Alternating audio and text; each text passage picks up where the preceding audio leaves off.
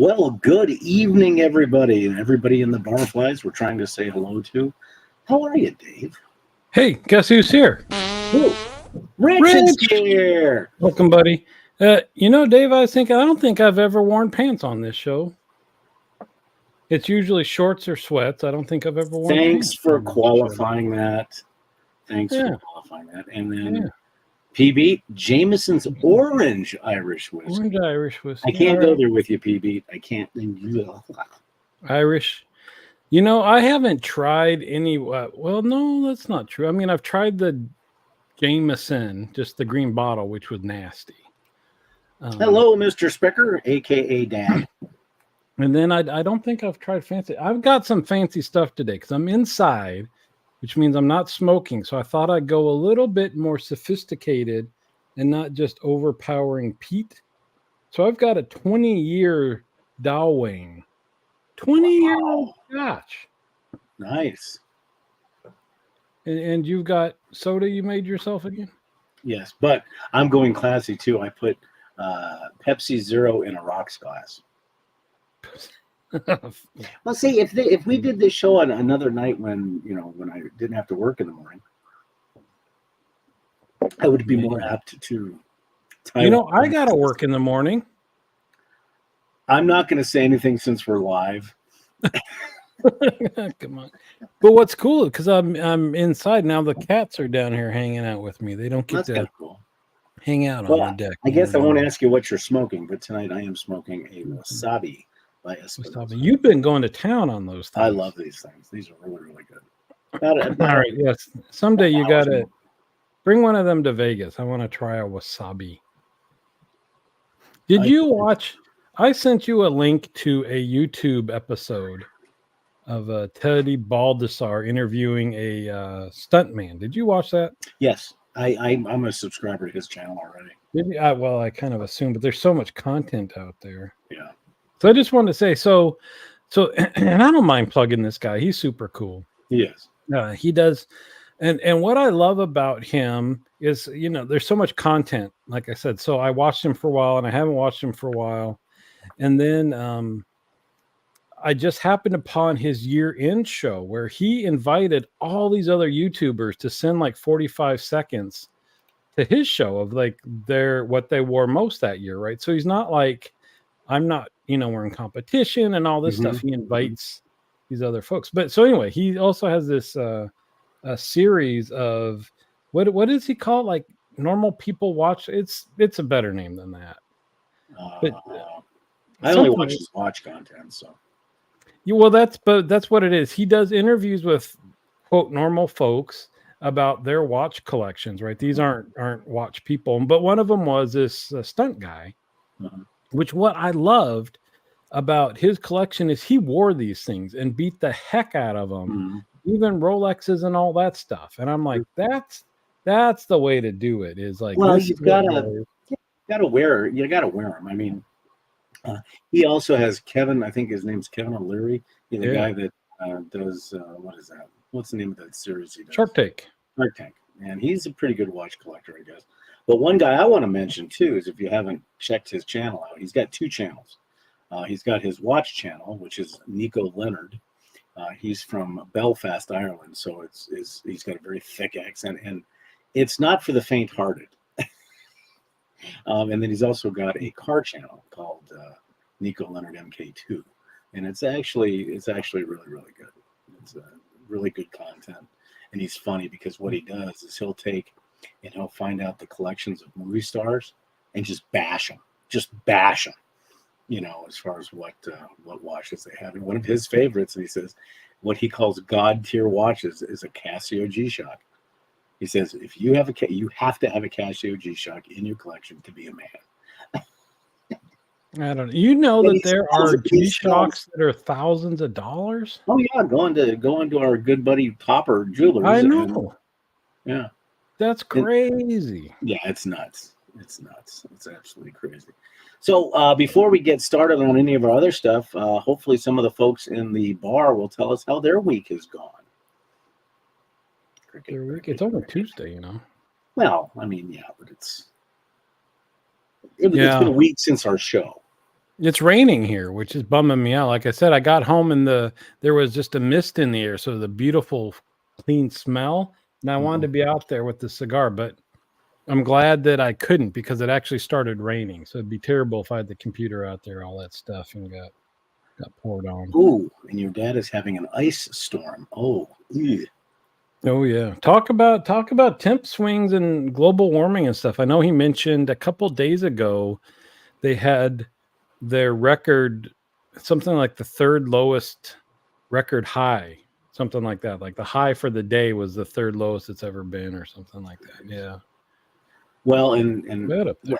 I'm probably going to get shot by everybody because I guess, over the last 4 days, we were one of the only states. I think we were the only state that had zero weather alerts at all.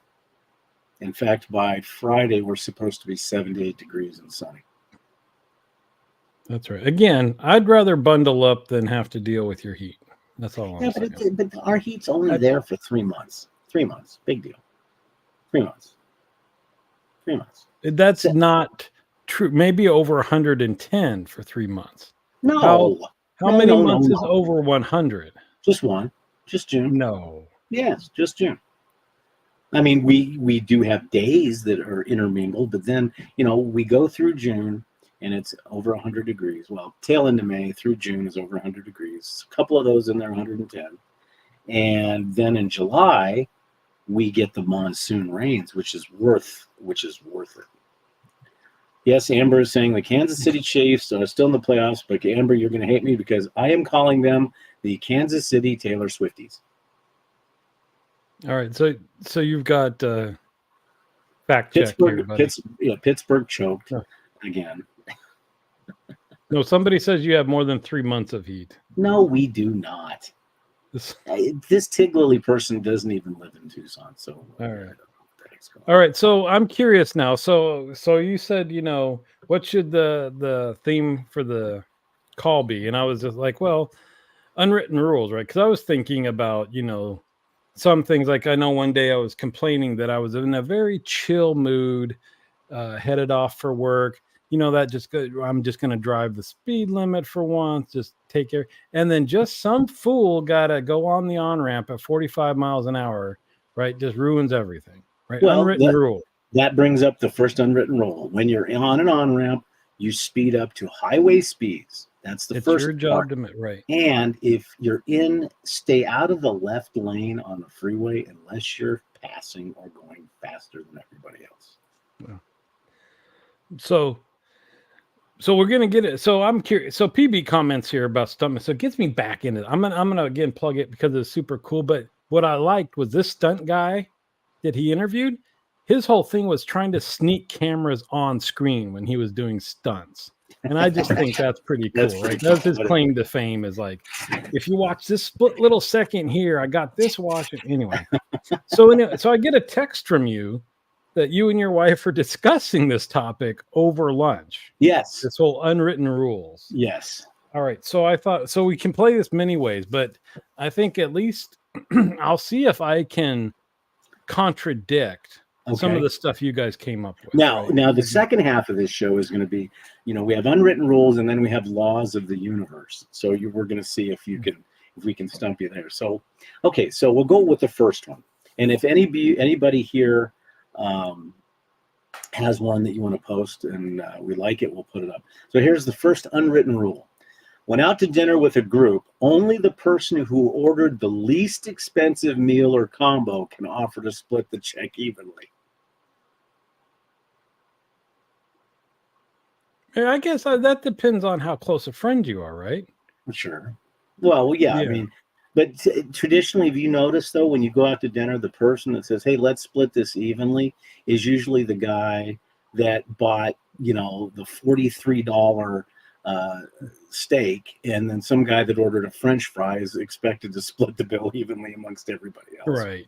So I'm going to say, I think a lot of these unwritten rules are being aware of your surroundings and the situation. And that's one too, right? Like if you did that and you ordered 3 glasses of wine and some guy got just a salad or something, the cool thing to do would be like, let's split it. But hey, Joe, you just had a salad. We'll cover you.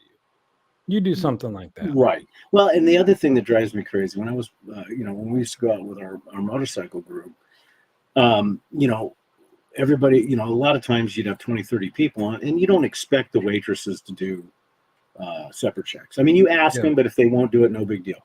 Well, when the bill comes, I kind of already had tabulated, what I've eaten or what my wife had eaten, and I throw the money and the tip just in. Boom. Well, I have a friend, and unfortunately, I have a spousal unit that would take the bill, divide it by some quotient, then add the tip. And so everybody's saying, okay, you owe $33.26. That Yeah. drives me crazy. I'll just throw $40 down and walk out the door. It drives me nuts. That's another thing, but that's not exactly an unwritten rule. Okay, No. so, all right, here's the second one. Wait. So this was funny. I learned that this is a huge thing, right? So whenever we went out to dinner with her parents when we were dating, Mhm. I would try to say, "Oh no, I'm paying," and then he said, "No, I'm paying," and this, and then it got to be a thing. And then I learned the trick from him, because the first time where I went to hand my card to the waitress, and she said, "Oh no, it's already covered," and I looked, because nobody handed a card to anybody. He went to the That's the slick bathroom. move, right? No, on the to go into the bathroom or on the way in, you kind of say, Mhm. "Here, I got this covered." So I That's caught him actually on that once, and he looked at me like, "Oh, well, see, because that's what we usually do. I'll tell the waitress when we're done, give me the check, or if I'm feeling nasty, give that person the check. I should try that one." But Hey, he's got it. PB brings up a good point. You should not be No. asked to contribute if you didn't drink, and I get that. Yeah, I get that. So, okay, here's another one. This is an unwritten rule, and this one drives me crazy. And I'm just going to say one word preliminary, and everybody's going to know what I'm talking about. Smacking. That's all I'm going to say. So here's With the your unwritten rule. gum? Chew with your mouth closed. Yes. And now that I've said that, people are going to be in a restaurant. They're going to be looking around to see who smacks their gums. There's no way you can contradict this one. How do you not know that though? Like growing up, wouldn't somebody have pointed that out, like a parent or You know how you can something like figure it that? out? Watch how somebody chews gum.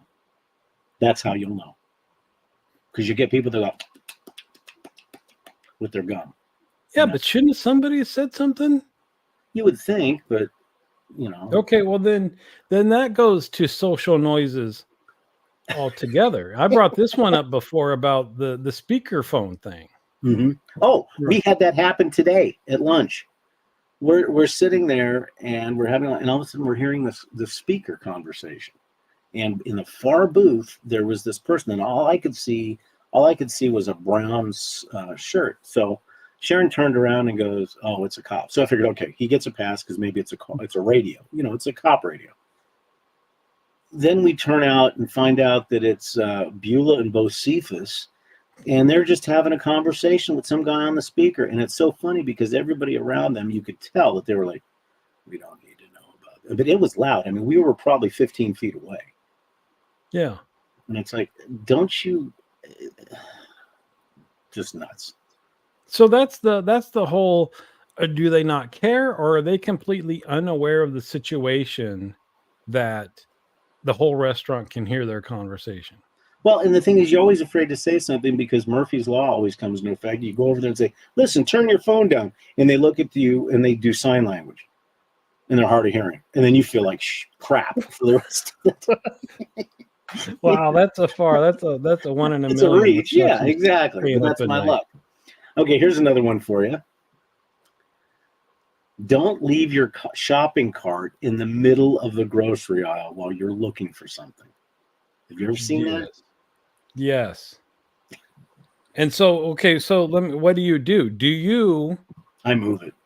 well, okay, so because that's one play, and the other one is a super passive aggressive where you go up to it and you sit there staring at them, right? Like, hey, I can't move, right? No words, but you just wait for them to look over it, right? You don't do that. You'll just move. Now, do you move it gently, or are you kind of like? Well, I'll say something. I'll say something. "Excuse me," and usually that'll prompt them to say, "Oh, I'm sorry," and they'll pull it out of the way. Yeah. I've never had a grocery confrontation, so to speak. Crochet. So these I, are I haven't even, but you know, sometimes, you know, I like Pantea. if it's an inch or two, maybe I'll slide it over. If you have to move it like a half of a cart width, I think there's a judgment in distance you need to move their cart. And if it's a far distance, it's a little bit personal, right? It's got their stuff in it, especially if it's got a purse in it. Then I'm kind of like, I don't want to get my hands anywhere near your purse. Well, it's funny that you mentioned purse because that's later on in the list. But no, I think there also should be some type of speed limit in the grocery aisle because you get two types of people. Like when I go to a store, I've got a list. I know what I want. I know what aisle to go through. Bing, bang, boom, I'm gone. Then you get what I call the shoppers or the browsers, and they'll be kind of walking along behind the cart and just seeing there, you know, kind of cruising along, and they'll weave back and forth. And you know, and the thing is, when I was in the military, and Rich or anybody here that was in the military understand that at the BX, the aisles, the post exchange, the PX was one way. I don't know if they're still that way, but when you came into the grocery store, you grabbed your cart, you had to go to aisle 1. And you had to go down and up and down. So if you needed something on aisle 14, too damn bad. You had to go through aisles 1 through 13 first. But it was efficient.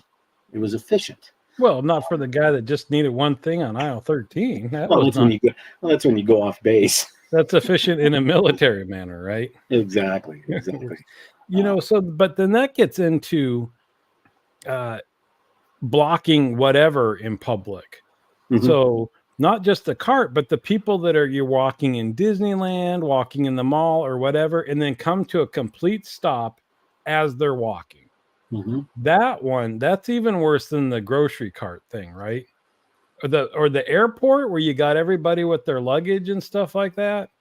Oh, I know. Unwritten rule: before coming to a stop, walk to the side and then stop. Exactly. That's a good point. That's a really good point. So here's another one for you. If you're borrowing something from someone for the third time, you need to get your own. I suppose that's fair. But the reverse of that is, if somebody has borrowed something from me for the third time, why am I lending it to them? Because eventually it's going to be but it's going to be a fourth time, and then a fifth time, and then you're never going to get it back. Yeah. I just like to buy stuff. So if I need to borrow it the first time, I'm going to go buy it. How about that? Exactly. That's my unwritten rule. No need to ever borrow anything. Now, this one right here is for the guys out there, not for the ladies. Well, I guess it could apply, but I don't think it would. If there is space, always leave at least one urinal gap between you and the other fellow user. If there is that's a bro code. So not only is that unwritten rule, but if you're going to be even more conscientious about it, you figure out how many urinals there are, and you make sure that you don't leave 2 spaces. So let's see, how many would you need to make this work? So if you had 5 urinals and somebody's on urinal 1, mm-hmm. You don't take urinal 4. No, because then that leaves 3 empty ones that can't be used. You got to take number 5 or number 3. Exactly. Right? If you leave 2, you're causing that third guy to come in to be next to one of you. Mm-hmm. Well, it's called the urinal algebraic quotient. You've got to make sure that quotient is correct. Now, see, that's the nice thing. Ladies don't have to worry about that. They all have their own stalls. They'll have their own stalls. They don't have to worry about it. Seriously? Yes, seriously. This is an issue. And I'll tell you, you know what? I don't know that it's had to have happened to me. I can't remember a time, but you know how super awkward it would be when you're in an elevator, and if it's just you and one other person comes in and they come and stand right next to you, right? You'd be like, what's your there's all this space. Why are you right there? Well, and then even worse is it if they come in and they stand looking right at you. Oh, I hate that. Right now, imagine you're in the bathroom with your junk out and somebody comes and stands right next to you, close enough. If they turn their head and talk to you, you're going to get tickled with their hot breath in your ear, right? That's serious. That's true. But speaking of elevators, another unwritten rule: let people come out of the elevator before you get on the elevator, because it just causes a traffic jam. Let the people that are getting off the elevator get off the elevator. And the thing is, I always like to be the guy standing next to the numbers, because then when they come in, I can say what floor, and they immediately feel at ease. I'm their friend, but I'm also close enough to the corner where nobody can do what you were talking about. Oh, plus you like to be a man of service. Exactly. Absolutely. So here's another one. The cruise lines are terrible for this, because sometimes, I guess it's probably anywhere where a big room lets out all at once, and so there's a big wait. And so then you've got the folks that are afraid if they let everybody get off first, they're not going to be the ones getting on. So they're going to come take their spot. Well, and speaking of urinals, since we've got on the subject, this is an unwritten rule, and this goes for male or female. Pee first. No matter what you're doing, where you're going, pee first. Before what? Before anything, because there's nothing worse than when you're going somewhere and you're going to a store and you have a thing that you're going to do, or you're going to go to the theater. Oh, I got to go to the bathroom.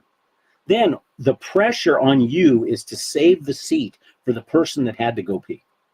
And what if it's a busy area and somebody looks at you and you say, oh, I'm saving the seat. And they look at you like, liar, you're not saving this seat, because the person that you're with had to go relieve themselves. So do it first. Wow. Do it before you leave.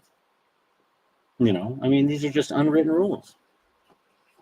Oh, I kind of think that would be the onus would be on the person that needs to go, because then they're rolling the dice as to the cleanliness of the facilities they'll be using.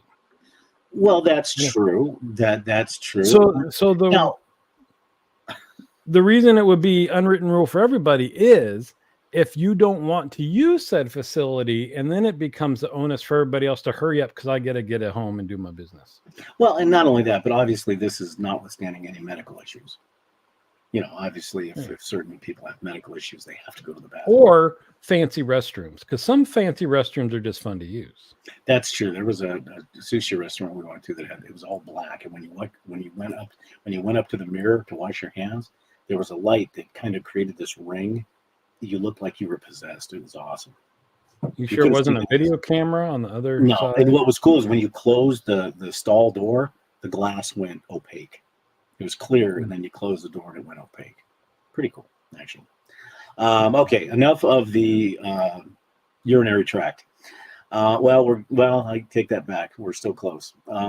So if somebody shows you a picture on their phone, okay, like, hey, check out this picture of my dog. I've seen people do it. It's crazy. They'll swipe left and swipe right to see your other pictures. To me, that is an invasion. That deserves a punch in the throat. I'm sorry. That deserves a punch in the throat. And I don't disagree. And I know I said I was gonna contradict everything you said here, but and it's weird because I don't have anything on my phone that nobody can't see. Right. But the second they do that, you're like, what are you doing? I didn't show you that one. What makes you think that?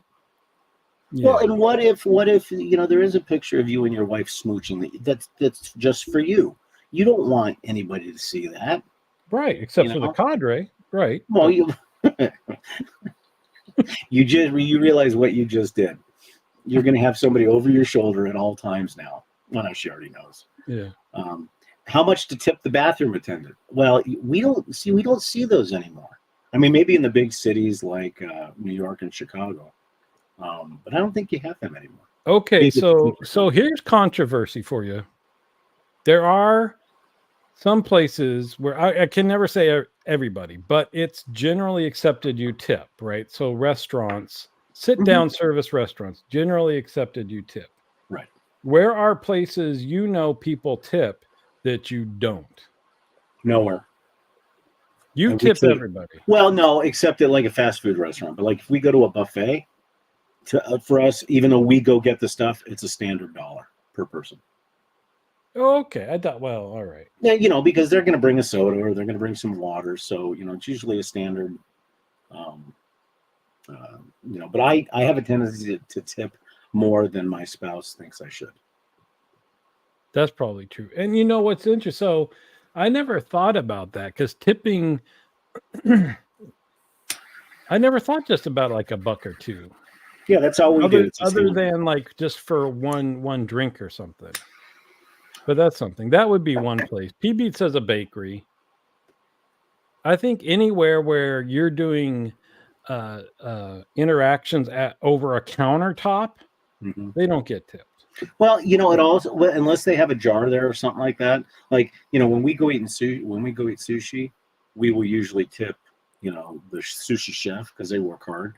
But what I do is if you go to places on a regular basis, whether it be a bakery, the post office, stuff like that, I think Christmas time is the perfect time to make up for that. Give your postal guy a card or a gift card, because they do work hard, and I think that it's a good idea. Um, Spider brought up a good point about the pictures. Yeah. But yeah, food pickup, what Tig Lily says, picking it's stuff like that. So, okay, I'm sorry, I have to go back to bodily functions for a minute. I'm sorry, it was the way it came out. Okay, But I did not mean to say that. Buy a plunger before you need a plunger. unwritten rule. That Yes. makes well, and you only have to break that rule once before you realize. Hmm. And you want one in each room where it could be used, right? Not Absolutely. just, oh, there's one somewhere in the garage. Well, and there's two more real quick that I'll just shoot off, and you can tell me these are. Never do number two when you're visiting another person's house, unless it is unavoidable. And if you have to, make sure you do it in a bathroom that is not adjacent to where you're playing cards or dominoes. Now, is that a thing? Well, I think Well, it could okay, be. so yeah, unwritten rule, yes. Does anybody break that if it's not unavoidable? If are they just like, it's been a while. Well, we have some friends that we play dominoes with. And here's why it's bad because if anybody excuses themselves to go to the restroom because of the rude pigs that we are, as soon as that person enters the bathroom, everybody in unison will sit there and yell at the top of their lungs, "Are you pooping?" It just so now people are not, they won't go to the bathroom. They refuse to because they know the gauntlet that they're going to have to go through. Yeah. So okay, Talk so that's about the it. reverse though. If it's totally not avoidable, Well, that's you want to different. be anywhere but there. Well, yeah, exactly. Well, we've actually left because of that. Something went wrong in the gastronomy of the food that we had, and it's like, the gurgle starts, the cramp starts, and it's like, okay, I got two choices. We either get in the car and hopefully make it to a gas station, or it's going to be very ugly when various porcelain painting occurs. Um, well, All right, buddy. okay, so I'm moving on. Yeah. Okay, always be good to those who serve you food. I think that's an unwritten rule. You need, because the thing is, granted, everybody can have a bad day, and I know that service in the restaurants and the service industry has gone down. People are frustrated. I get it, but my thought process is if you're mean to your server, the server goes back to the chef. The chef says, "Oh, really?" That's not something I want to No. do. Well, I'll take that further, and I guess just nice things to do versus unwritten rules. There's I don't know Mhm. if there's a difference, but and so I guess it's kind of silly to be nice to and then put a qualifier on that because okay, you should be nice to everybody. Right. But where it's often not seen is a lot of the service industry, right? The housekeepers, if people emptying the trash, all that stuff that nobody else wants to do that makes whatever it is you're doing possible and more enjoyable. Indeed. And what's sad is, especially getting to work super early in the morning, those are kind of the people I meet in the hallway. Sure. And so I get to know them and say, hey, how you doing? And all this stuff.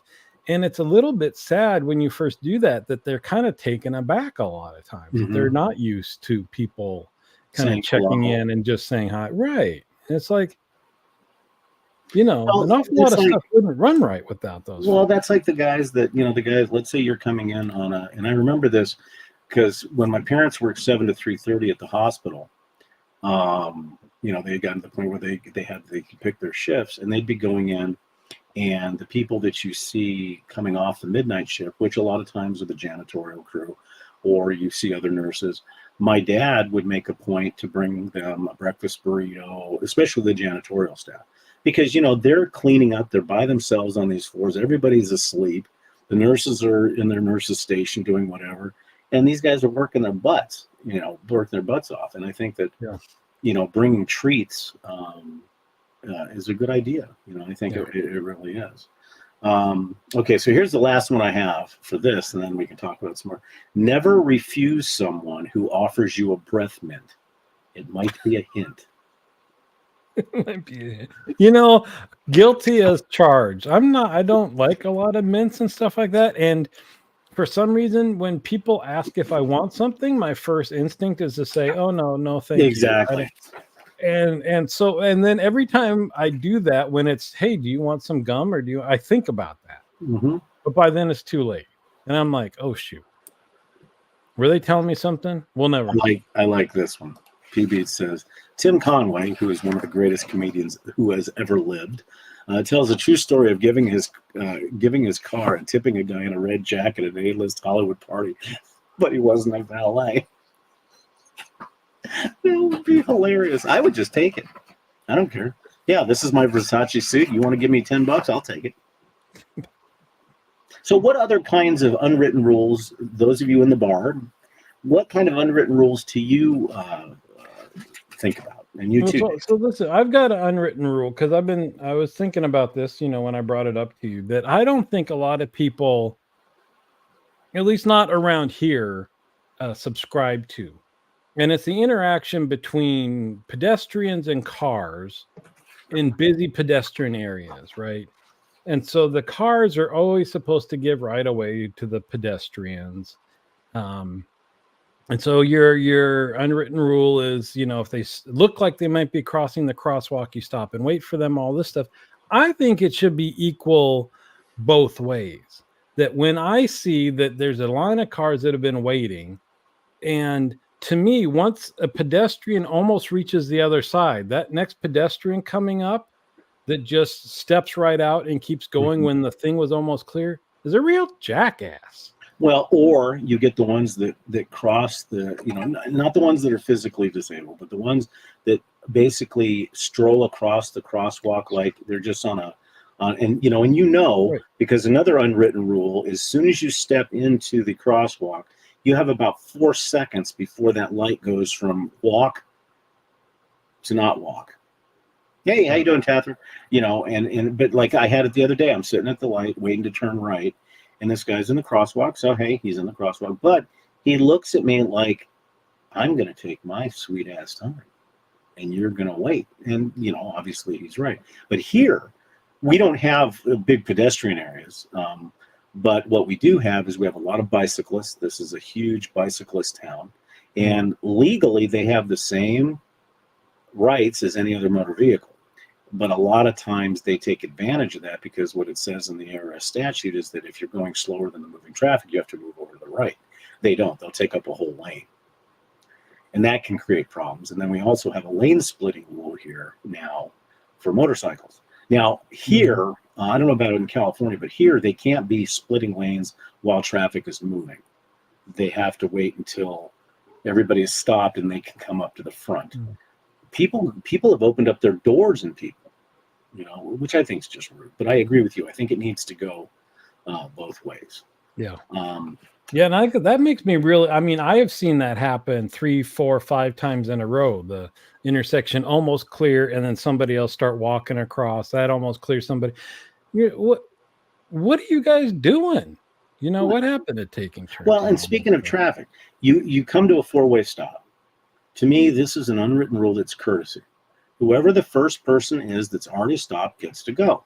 The second person that stopped gets to go. The third person, but I've seen it a billion times. Somebody pulls up and they'll pull right through. They're in such a hurry that they have to be the first ones. Isn't that a law? They're out Well, being I've heard that the person on the right has the right of way, but who knows? I mean, what I do is I stop, I look. If the person's been there and I'm the second one, I'll go second. okay. So what's funny? I've got a counterpoint to this. So bring in donuts if you're running late to work. So I'm curious if this is like a planned running late, like not just 10 minutes, but like I had a flat tire, so I had to go here. So I'm like an hour and a half late. I'm gonna stop, make a 5-minute stop, bring in donuts for everybody. If so, Well, that's cool. But wait, the thing that makes me really mad is the people that are 10-minute late and come strolling in with their Starbucks. Right? That was like you didn't have time to stop and get your Starbucks. well, I think a lot of that depends on the work environment that you're in. So, in other words, if let's say you have a team meeting and you're an integral part of that team and you're late, yeah, you need to bring it back. But I agree with what you said too. If you're going to be late and you stop at Starbucks, you best be bringing Starbucks for the whole crew, Oh, no. in my opinion. And in fact, they don't report to me, so I can't say anything. But I see nurses hustling in a few minutes after 7 o'clock with their coffee drinks and stuff. And I'm just thinking that night shift nurse that's waiting to go home, how disrespectful is that? That I stopped and got my coffee on the way and I'm making you late. Well, let's take a couple of these real quick. Here's one. Give your give your seat to Subway on a bus to a lady. Yeah, that's just gentlemanly. That's just to be gentlemanly. So wait. I need clarification here too. Mm-hmm. Is that across just anybody? Or what when it comes to age? What if it's somebody like yourself who's very elderly and it's a 20-year-old lady and it's a 20-year-old lady? I'm going to give that seat to the lady and say, "How you doing?" No. Well, if you're going to call me a dirty old man, damn it, I'm going to be one. No, I think it depends, but yeah, why not? I mean, as long as you're able-bodied, I mean, I think that we, as men in the United States, have lost that gentlemanly thing. I mean, I always will open up like if I'm going into a store, like I went into the UPS store today, and there was a lady behind me. I opened the door, let her go in.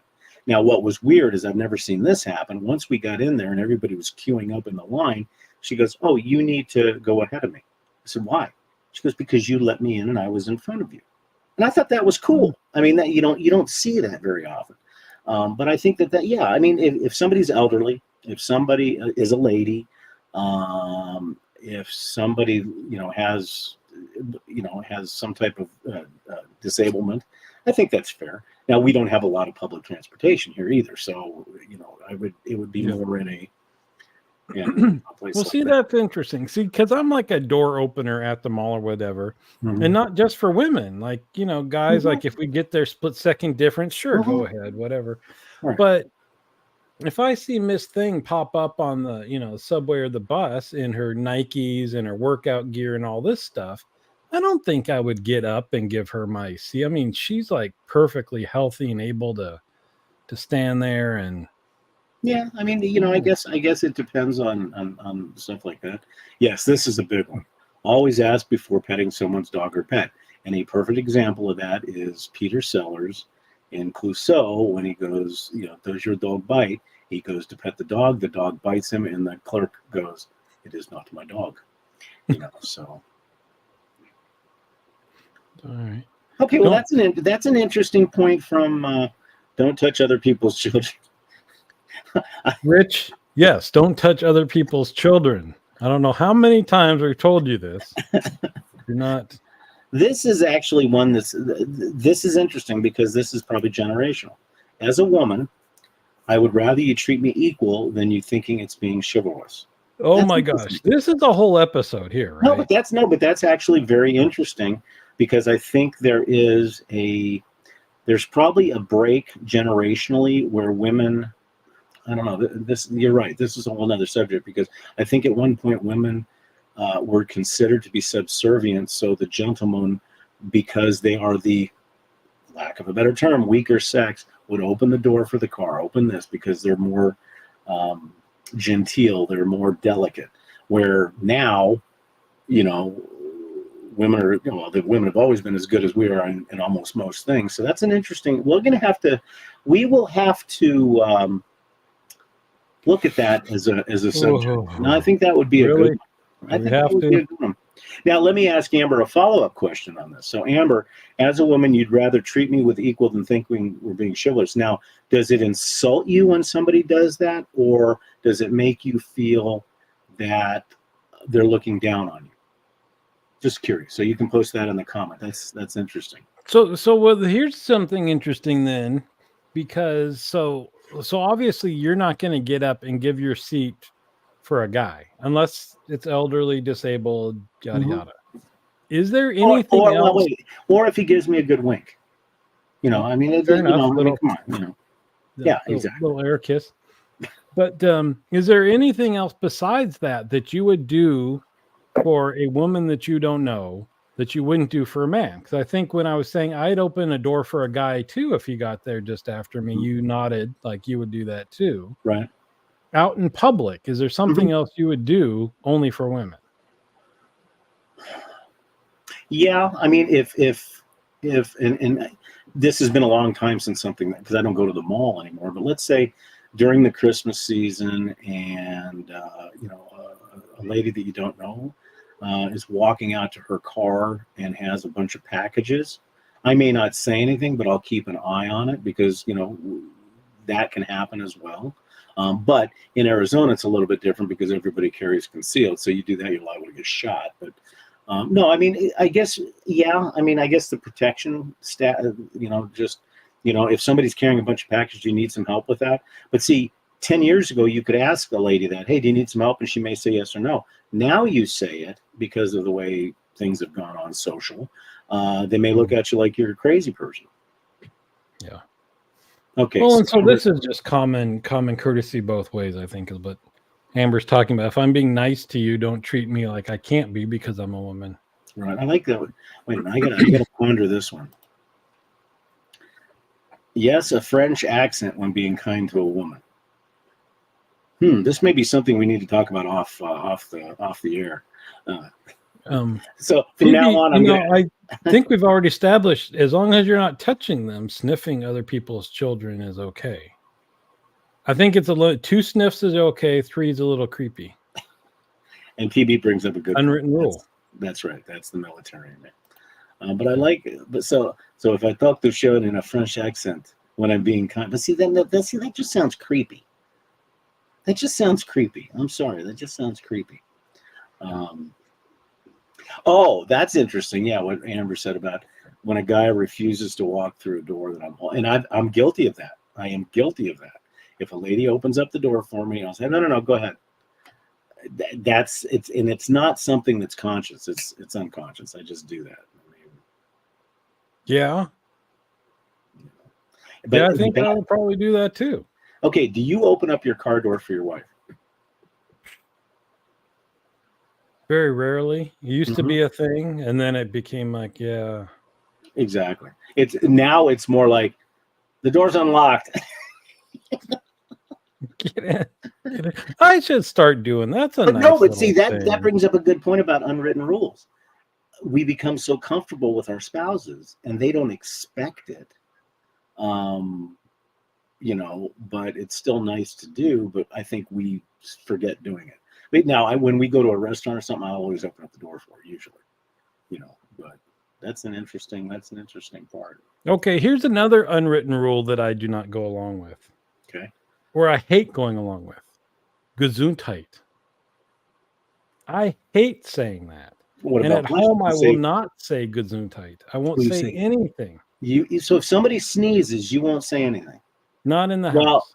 a lot, and that surprises me with considering with how you were brought up, with what your dad did for a living, because the process of saying that is Right. bless you. Well, I don't know that we Because actually when you believe in demons. well, what I'm saying though is when you say bless you, what you're doing is because if you're expelling part of your inner soul by saying bless you, that's protecting the person. So that's a Right. faith thing. Right. So first of all, that's a total crock. So I am going to sneeze in front of you like an SOP I'm in not going to Vegas. do anything. So the only reason I do it is because it's such a social construct now that if I'm around people that don't know me or, work or whatever, if you don't say it, then you're super rude. Right. But see, here's my point is that this is just a bodily function. If somebody yawns, if they cough, if they pass gas, we don't have to say anything. No, but But it's a conversation starter. If you yawn, there's two possible things you can say. You can say, "Oh, are you tired?" and then that starts the conversation. Or you can look, if you want to be a little bit more argumentative, and say, "What, are we boring you?" So you can have fun with that. And in P. Beat's case, if somebody farts in front of you, that means number one, they're comfortable in front of you. Number two, their bloatedness has gotten to a point where they have to, and you can congratulate them based on the audible dBs that are expelled, and depending on the fragrance, but that's an unwritten rule. You never pass gas in a group of people. Walk outside, let loose, let right. yeah. Or say Gesundheit. So I'm going to start doing that. No matter what anybody does, it could be demons. And I'm going to say Gesundheit. And they're going to be like, I'm coughing. What do you, Gesundheit? I want to make sure you're protected. Exactly. That's what I'm here for. I like what Rich says. Look at the nearest person that says that was gross in an accusatory fashion. Right. Like you were 6. Yeah, but the thing is, you're saying sneezing is a bodily function. Passing gas is a bodily function. But, if you've had a real rich meal and you decide to just let loose in front of somebody, and I mean, to me, the worst thing you can do is pass gas in an elevator because you've got 5 floors that you're dealing with. And I go ask if they require a sponge. There you go. You? I don't know. No, this is what you need to do from now on. If somebody passes gas in front of you, ask them if they need a sponge. I'll stick with Gesundheit. I think that's right. Wait, I thought the unwritten rule was you're not supposed to draw attention to it. Well, that. Well, I won't say it on air, but if you go look at George Carlin, there are 7 types of ways to pass gas. All right. So you just so can you think of? I know I didn't bring this up before for you to think about it. Can you think of socially acceptable things or unwritten rules that you don't follow or you don't like to follow? Or maybe you feel like you're the only one that follows them.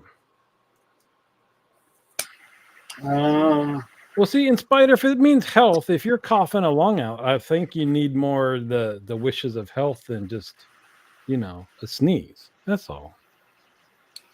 I'm trying to think about that. Is there any socially acceptable or unwritten rules? Oh, I got an answer for PB, and I don't know. This is a good question, and maybe it goes with unwritten rules about. First of all, the unwritten rules, you don't bring this shit up unless you're really close to somebody, right? Or there's a reason to. You're in a setting where it is appropriate to talk about political or, I mean, sports is a little bit easier. But I tell you, that ticks me off to no end. And in fact, I was in getting my hair cut the last time, and I forget what my barber said, but it was just slightly political. And I'm just thinking, what makes you think I want to get into a political conversation with you? And so I just go like, or okay, or I will not respond. Well, I will take the counterpoint to that and saying that at some point in time, I guess, and this goes into a whole other thing what we talked about a couple of weeks ago, is that we've become so polarized that we can't have a conversation about certain things. Now, and I agree, what's the one thing they've said for years? You don't talk about politics and religion unless you really know that person. So I get that, I get that. But at the same time, I think if you do know the person, even if you're on opposite ends of the spectrum, you can have a very, very positive conversation about it if you know how that person's going to react. But I agree with you.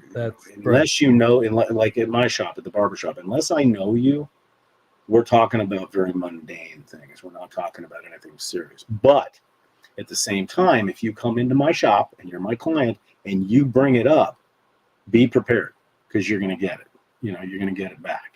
If they, if they click it, Right. they're going to get it. So yeah. But I'm trying to think of your initial question to me about, is there any unwritten rules that I don't subscribe to? Not really that I can think of right off the top of my head. Yeah. Well, and this is the problem. I mean, you're right, and enable shavers, right? As long as we can, but that's the problem, is that unless you know somebody, like, if you and I are talking about something, you mentioned this before, we can have different viewpoints, and we can even call each other, jackass, and you But don't we know what the hell know, you're right? But talking we about. respect each other, right? Right. And but we're listening to the other point. Right. First of all, I'm sitting there getting my hair cut, and I don't like to talk about this stuff as just a matter of course. But you Anyway. don't. But also make a point. You don't like getting your hair cut to begin with. No, I do not. So. And so I'm like, can we just get this whole thing over with? But I also don't know if and that's the thing, is I don't want to get into a 20-minute political conversation with some guy I don't know that well. And you're right, I'm not going to respond not knowing if he's going to flip out about what are you talking about and stuff. Right. So anyway. Okay, so here's an unwritten rule that we didn't talk about. When you're at a movie theater, turn your phone off and shut the hell up. I don't care what Billy and Bobby and Mary were doing at high school today when you're sitting there watching a movie. Watch the movie. I go to movies because I want to escape. I want to watch the movie. So that's one thing. Or people that are texting. I've never seen breaking bananas at the supermarket. I haven't. You know what I've seen though is the people that open up the corn to look at the corn. Mm-hmm. Have you seen that? No. So you go because you want to see if it's grown in all the way up to the top of the ear. That means it's a good piece of.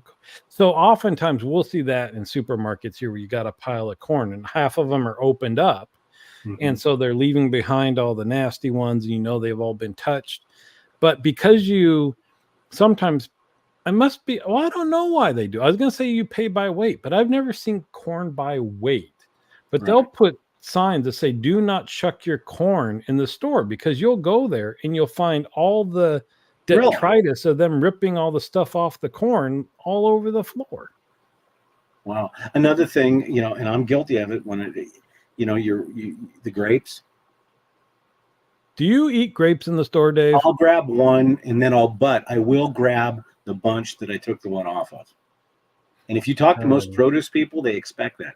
The one thing that drives me crazy is avocados. You know that there are 14,000 fingers that have gone over every single avocado in the store. Right. Because they're checking. But you don't eat the outside. Doesn't matter. You're still grabbing it, and then the cooties are on your hand. Well, you're grabbing the doorknob to the grocery store. I know. It's just in your head, huh? Yes. You know what? Yes, I have grabbed a grape. I have grabbed a grape. That was the crazy part during the early stages of COVID, when we didn't know what was going on. Grocery shopping, you wanted like the hazmat suit and the whole thing, and the people that would still like pick up like a bunch of celery and look at it and put it down, and you're just looking at them like, what did you just do? But for thousands of years and hundreds of years in grocery stores, that was okay.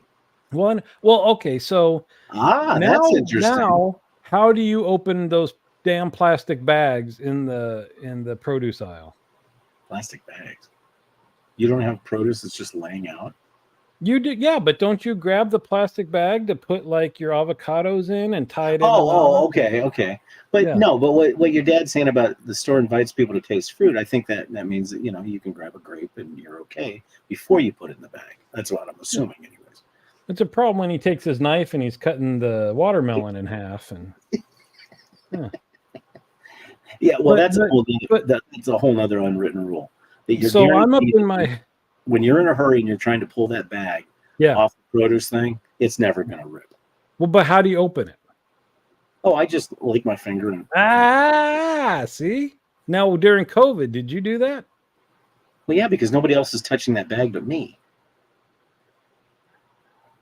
When I put the fruit in the bag, nobody else is touching. Well, but those fingers that you just licked are touching other things. Yeah, but they're mine. No, I mean, I'm not. Okay, I see what you're saying. Okay, you lick your fingers, you put it on the bag. And now you got your slide. So anyway, that became a major problem when you realize you shouldn't be. Well, plus you had a mask on. Yeah.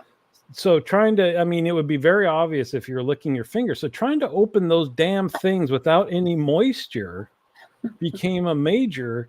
And so I got so integrated into that. Even now I feel weird doing that. So I'll Yeah. look for like where they spray the water on the vegetables and go get a little bit of that water to open up the plastic bag.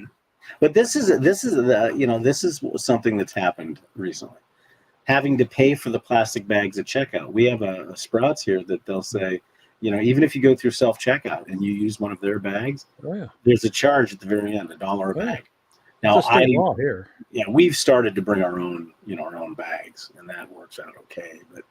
But yeah, Yeah. that's interesting. Well, I pay for the plastic bags, and I have a bunch of reusable bags in the trunk. Right. So the produce guy, that's kind of cool. No, he knows a guy. He knows a guy. So when we're talking about unwritten rules, there's also what I would call laws of the universe. Okay, would you agree? So we'll talk about Like gravity. Well, I'm all about gravity, buddy. So here's one: the law of mechanical repair.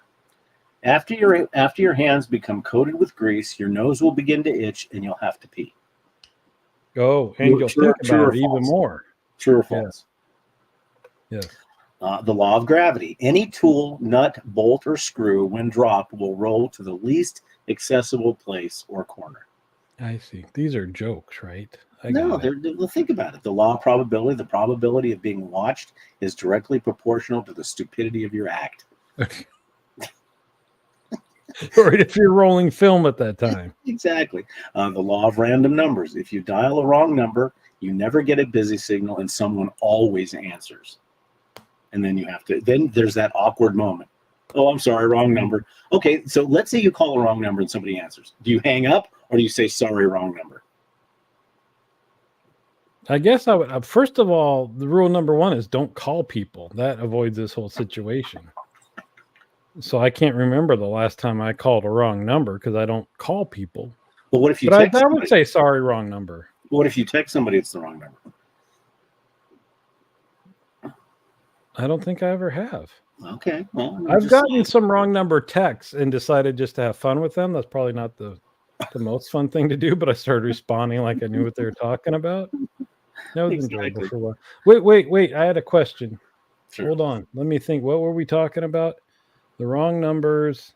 You call somebody. If you call somebody, do you say, I'm sorry, wrong number? Oh. So when I answer the phone, I say, yes, hello. I never thought, I don't know how many years I've said, yes, hello. No, you don't. Yeah. Huh? Not to me, yet. Well, because I know who you are. Oh, okay. Oh, I see what you're saying. So if somebody calls that you don't know. Right. I'll say, yes, hello. And one of our girls said, why do you say yes? They didn't ask you anything. And I was like, well, because everybody says yes, hello. I guess does that sound weird? Yeah, I've never heard that before. All right. Huh. Yeah, I've never heard that before. So, all right. Okay, so here's the law of close encounters. The probability of meeting someone you know increases dramatically when you're with somebody who you don't want to be seen with. I don't think the answer to this matters. I just like his question. He wants to know what kind of grease, exactly. The law of result. When you try to prove to someone that a machine won't work, it will, and vice versa. That's a true statement. 100%. The law of biomechanics. The severity of the itch is inversely proportional to the reach. Don't make muscle with an itch. That sucks. That makes you feel stupid and old. Don't make eye contact when eating a banana. I heard that's how she got engaged. That's pretty good. The law of the theater and arena. At any event, the people whose seats are the furthest from the aisle always arrive last. They're also the ones that will leave their seats several times to go for food, beer or the toilet or leave early. The folks in the aisle seats come early, never move once, have long, gangly legs or big bellies, and stay to the bitter end of the performance. Aisle people are also very surly folk. Oh. Well, think about it. I mean, it's always the people that are way there that, excuse me, excuse me, excuse me, excuse me, excuse me, excuse me, excuse me, excuse me. So that's a good one. Murphy's Law of Lockers. If there are only two people in a locker room, they will have adjacent lockers. That's kind of like the urinal thing. It's Yeah. Murphy's Law. And the law of a logical argument. Anything is possible if you don't know what you're talking about. Hey, that's a good one. I like that. So I have no idea if I'm wrong. exactly. But yeah, it's funny. I've been thinking since you said that about, is there any unwritten rule that I don't think so. I really don't.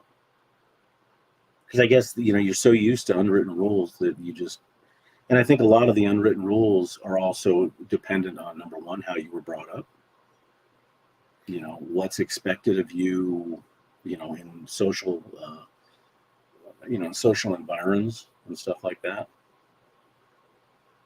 So that's interesting. Yeah. All righty, buddy. Well, I should here. Let me throw this up. I mean, we got our normal crowd, but I'm gonna throw up our email again just because of show ideas. We have started reaching out to other folks, and some of them are kind of long shots. They're kind of some famous people, and we'll just see what they say. And I think we got to get Tim back. Yes, I will. Cigar guy to talk about non-cigar stuff. I know he'll be back. Aliens. We're gonna get the cigar guy back to talk about aliens. He That's likes fine. to talk about aliens. I'm gonna do my research. I'm gonna do my research and come prepared, which I 100% won't. But that's what. Here's one we got. Would you take the last cookie if a child is behind you in line? No, come on. I would maybe say an old lady, but not. It depends on what the cookie is. Oh, that's true. They got a whole life ahead of them to eat cookies. Right. F that kid. Yeah, Tig Lily brings up a good point. Do a random act of kindness. Hit the like button. Get your friends to subscribe to our channel. But yeah, so I hope you guys enjoyed the subject matter. I think that these are little tiny things. And please let us know via PM, DM, email us. Let us know any show ideas or people that you would like to see maybe as guests on the show. We would love to do that. Yeah. What would Dave do? Oh, Dave would take the cookie. Take the cookie. This sounds like something that may have happened, but it was Pantea that was behind you, and you grabbed the cookie. No, never would do that. I'd do almost anything for a cookie, though. It's kind of like a Klondike bar, huh? Yeah. Get the Klondike bar. White chocolate and macadamia, though. I do some nasty stuff for that. That's Tig Lily's favorite, white chocolate macadamia. Mine is it's gotta be chocolate chip. What? Yeah. Wait, now, is it semi-sweet or milk chocolate chip? Milk chocolate chip. There you are. All right. The Pepperidge Farm Sausalito. That's a mass-produced cookie, man. That's your favorite cookie in the world? No. I'm just saying that's the one that came to mind. Or Tate's. Okay. Tate's is a mass-produced cookie. You like crunchy? Yes. I don't like soft. No. Wow. Because I remember growing up as a kid, we'd get those Pillsbury cookies in the chub, in the thing, and you cut those up, and there's a point where the cookie is just crispy enough that they're incredible. Why did you bake those? You're supposed to eat that with a spoon. No, see, I found the unwritten rule. You do not eat cookie dough. It's disgusting. It's gross. You're wrong. Well, according to Tig Lily, I'm wrong too. You can taste everything. You can taste the flour. You can taste the chocolate chip. You can taste the sugar. You can taste all this stuff, and it's crunchy. And No. maybe I'm the only one in the world that won't eat cookie dough, but I can't. So here you go. Toll House toast. This person doesn't believe you. It's the best. I am sorry. I'm sorry. Dude, have you ever seen? There are some places that make edible cookie dough. It's the texture. It's cookie dough. Cookie. Okay, define the word cookie. Cookie is a baked cylinder round item that you eat and you dunk in a glass of cold milk.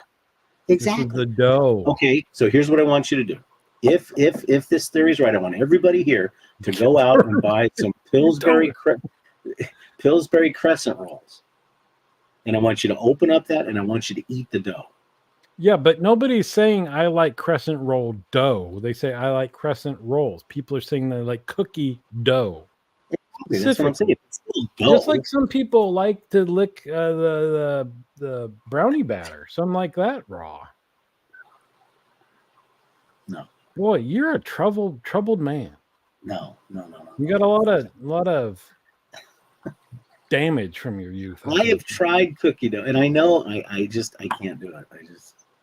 I can't do it. And maybe that does come from what P-Beat says, that you'll get worms. I think when I was a kid, I would probably, while my mom was making cookies, I probably was going to grab some cookie dough, and she slapped my hand and said, "You'll get worms," and it probably stuck with me.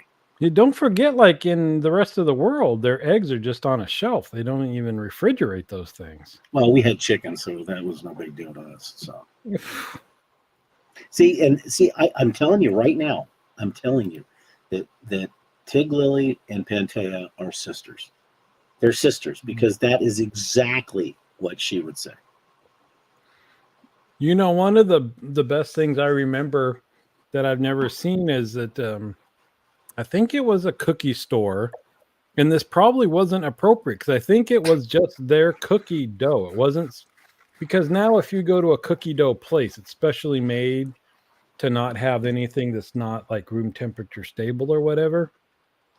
And this was a cookie place, but you could get a sugar ice cream cone with a scoop of their cookie dough on top. Oh, God. Oh, it's so good. So good. Well, can't do it. Sorry. But then again, so Tig Lily loves the texture of the cookie dough.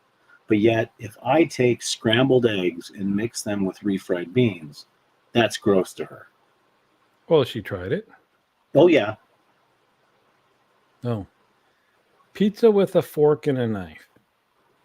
That's not weird. No. Because you get good pizza's greasy. Yeah. We often eat not with a knife, with a fork, though. Especially, it depends. A lot of, well, I guess you could fold it, but a lot of the pizza we get is big enough and thin enough that it's very floppy. So it's difficult to eat with a lot of toppings and stuff. Yeah, I can see that. See, we always end up on food. Yeah, which is okay. I appreciate that. Which is okay.